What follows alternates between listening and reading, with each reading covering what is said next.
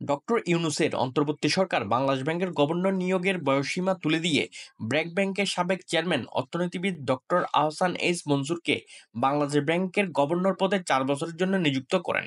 ৭২ বছর বয়সী আহসান এইচ মনসুর বাংলাদেশ ব্যাংকের ১৩তম গভর্নর।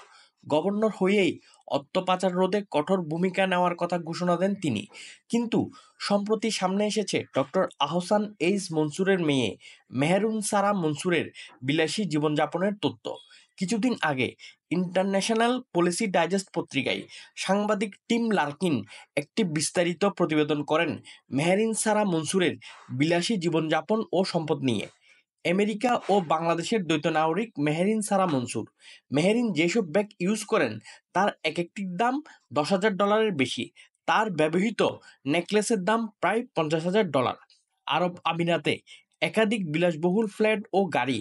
যুক্তরাষ্ট্রের ওয়াশিংটন ডিসিতে গ্লাস ও স্টিলের ৪ তলা বাড়ি রয়েছে মেহেরিনসারা মনসুরের। দুবাই ও লন্ডনে একাধিক ব্যবসায় বিনিয়োগ রয়েছে তার। নিজেকে কখনো বিনিয়োগকারী, কখনো ফ্যাশন ডিজাইনার, কখনো হোটেল ব্যবসায়ী হিসেবে পরিচয় দেন মেহেরিনসারা মনসুর। কয়েক বছর আগে পোষ্য কুকুর বেনিতো ও জারিনাকে নিয়ে মেহেরিনসারা মনসুরের একটি ভিডিও বেশ ভাইরাল হয়েছিল। কিন্তু মেহেরুনের বিলাসী জীবনযাপন ও একাধিক সম্পদের অর্থের উৎস সম্পর্কে ঘাঁটতে গেলে অন্ধকারে পড়তে হয়। সম্প্রতি একটি প্রতিবেদনে উঠে আসে দুবাইতে বিপুল অর্থ পাচারকারী কয়েকজন বাংলাদেশির নাম।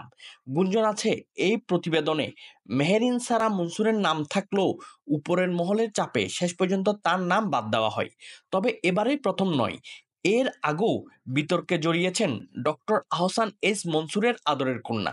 ২০২০ সালের ২৪শে সেপ্টেম্বর অভিযান চালানো হয় গুলশান ২-এ অবস্থিত মেহেরিনসারা মনসুরের মালিকানাধীন হর্স অ্যান্ড হর্স রেস্টুরেন্টে। রেস্টুরেন্ট থেকে উদ্ধার করা হয় বিপুল পরিমাণ বিদেশি মদ, সীসা ও হুক্কা।